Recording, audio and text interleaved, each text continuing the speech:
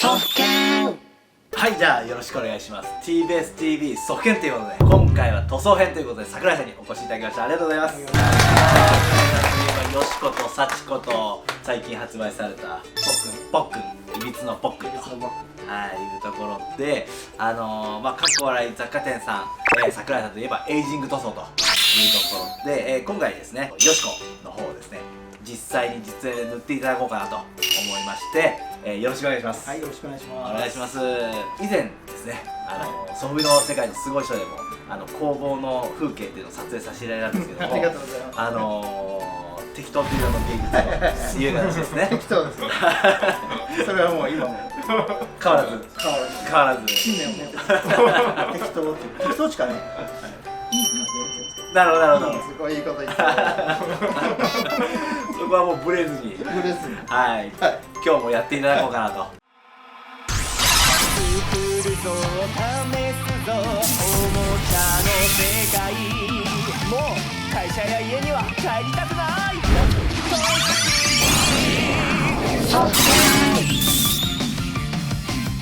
第3とかそんな何しろこの適当で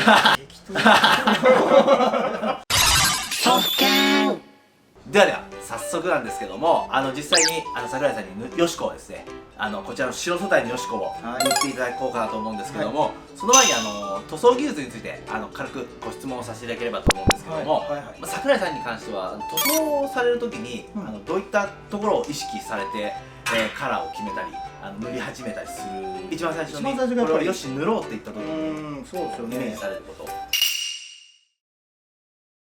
まず一番単純に最近出してないとか被らないとか、塗装はいつも僕はちょっとクリアにするようにはいつも心がけているっていうのはそれは変わらない。色決めとか一番やっぱり時間かかりますよね。始めちゃえば早いですけど、なんか好みでやってるとあれこの前も出したなこれ似たようなあれ同じの作っちゃうなる。そうならんようにはしてます。なるほど。桜井さんの道具なんですけども、以前お話聞いたときには 0.15 ミリ0.15使いますね。基本的には 0.2 とか 0.15 とか他にも使われますか？ほとんど 0.2 ですね。0.2 で、最後細かいところだけ 0.15、0.21 本だけでもできます。実際0.15 ミリっていうのはどうやって使われてるんですか？もうシャビシャビに使われてるんですか？結構シャビシャビですね。濃いともうすぐ詰まっちゃうんで、もともと僕 0.2 でいく時も多分人と比べると相当シャビシャビですね。イメージ的には通常ですと大体1対2とかやってるんですけど、もう1対3とかそんな。何しろこの適当ですからね。ちょっと今やばいの来たなと思って。その適当な感じをですね、ちょっと今回見させていただきながら、よろしくお願いします。じゃあ実際にエイジング塗装を含めてですね、よしこを塗っていきたいと思います。よろしくお願いします。よろしくお願いします。お願いします。ソフケン。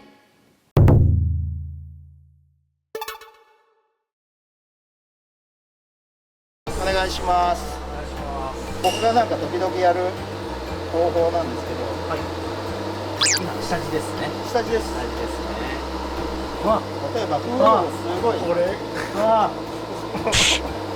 すごい。そういうことなんですか？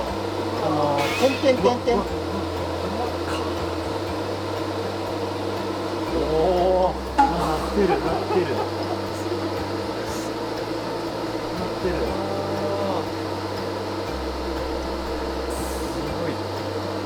れ見てもすごいわざと風量を絞ってやるとエアブラシが時々なんかつばプって吐いたりするじゃないですか。前のものは基本的には要は失敗みたいな感じなんですけど、わざとそういう僕は失敗を利用してて、砂目拭きみたいな言い方をするんですけど、で砂目拭きをするための部品とかもあるんですけど、別にそういうの別に使わなくてもどれでもできるんで、例えばこれをやっただけでも下地はとりあえず人間の皮膚とかって拡大するといろんな色のブツブツなんで、なんかそう、例えばこれ今黒だけでやったんですけど、これまた赤で同じことやったりするとなんかすごいリアル。ちょっとまた風量増やしてちょっとまあ適当にムラを作っておく。そうするとよりなんかこう下地っぽくなって割とよく、まあ別に全部が全部これをやってるわけじゃないですけど、割とよくやる。次は今度白ですね。入れたやつを逆に戻して埋めてっちゃう。入れた下地を埋めていっちゃう。ここだけやりましたけど分かるかな。わかりますね。隠していくっていうのかな。下地はブツブツだとただのブツブツなんで、なんか皮膚の内側のブツブツみたいにするためにそれを包むというかなじませていく。やっぱりリアル感を生むんですよね。そうですね。重ねて重ねて、この白の上に下に皮膚のブツブツがあるようなリアルっていうんです。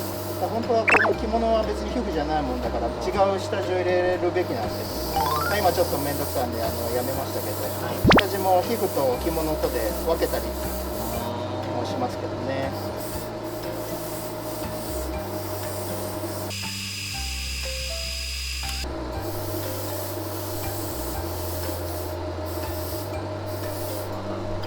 これで白吹くとこと吹かないとこも分けてるんですね。そうですね。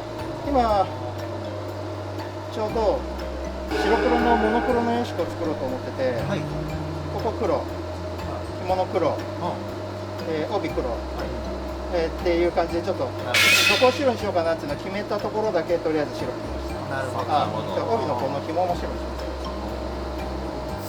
そこだけちょっと白で隠蔽してやる感じですね。先にあらかじめ。別にはみ出してもいいので。おお、いいですね。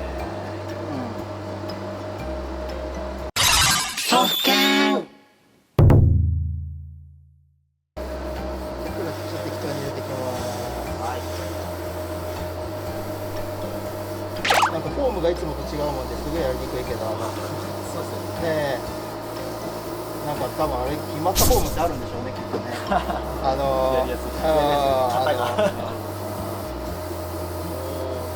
なんかひたすらもうこう乗せていく感じですね。離していけば広く塗れるし、近づければ濃く細く塗れるし、まあなんかそれのこう近づける離すの繰り返しというか。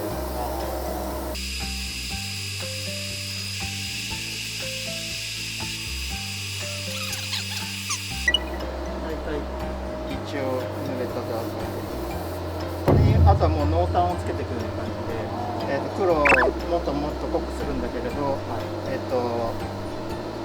差をつけながらちょっとなんか立体感を出していく、影を入れたり。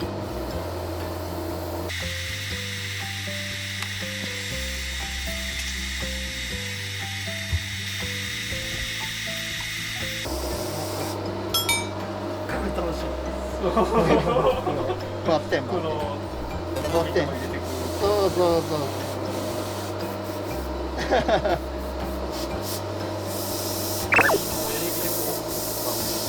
ああ、コントロール、支えたり、はい。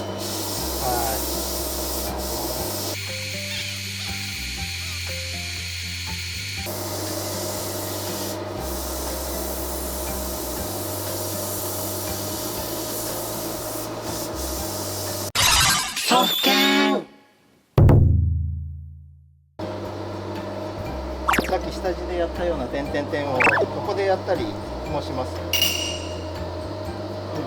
れだとちょっと血しぶきっちほど濃くはないので、ちょっとこれくらいかな。これすごい細かくて分かりにくいかもしれないですけど、やってること分かりますか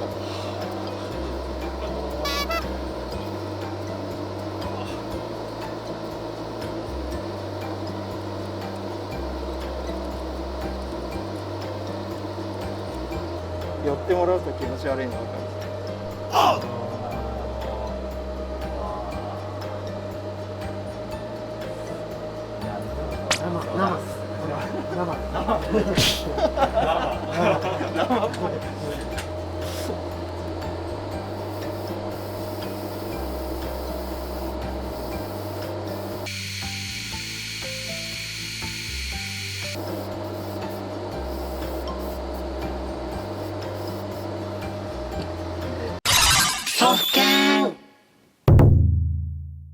もう適当に自分で見つけたようなやり方がいっぱいあって、全部なんか多分そんなに正規なルールのやり方じゃないと思うんですけど、なんか適当にいろんな失敗したのとか覚えといて、塗料がシンナーだけ、シンナーだけ。はい、シンナーを着ます。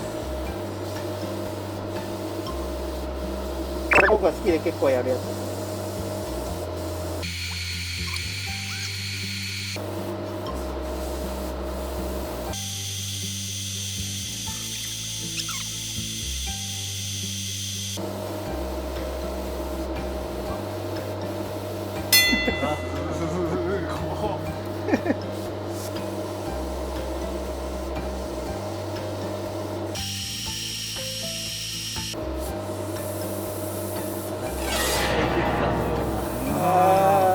なってきてますね。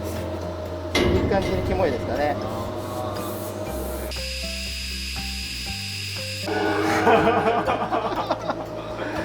いやー、そういうことなんですか。はい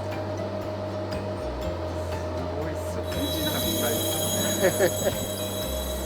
もちろん筆でやったって同じようなことできるし、あれだけど筆がちょっと筆っぽさが出ちゃうもんで、筆僕あんまり得意じゃないもんですから、極力エアブラシでやればなんかリアルで。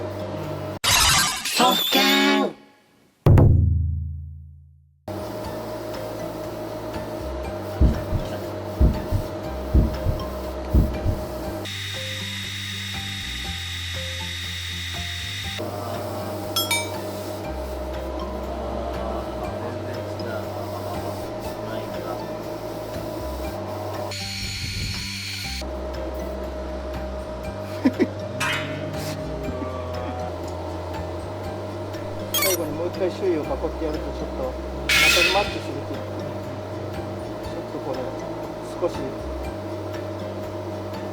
岩を黒くしてやるだけでもこうなんか気持ち悪さが増すという、アイシャドウを濃く入れて目力を増すみたいな、この辺もちょっとここの目尻のとこを濃くしてやることの方が、隠しちゃった方が目力が増す、玉がまだちょっとグレーなのでちょっと濃くしてやった方がもっとかっこいいかな。なんかこの方がおどろしい感じがするっていうんですかね。なんかどうですかね。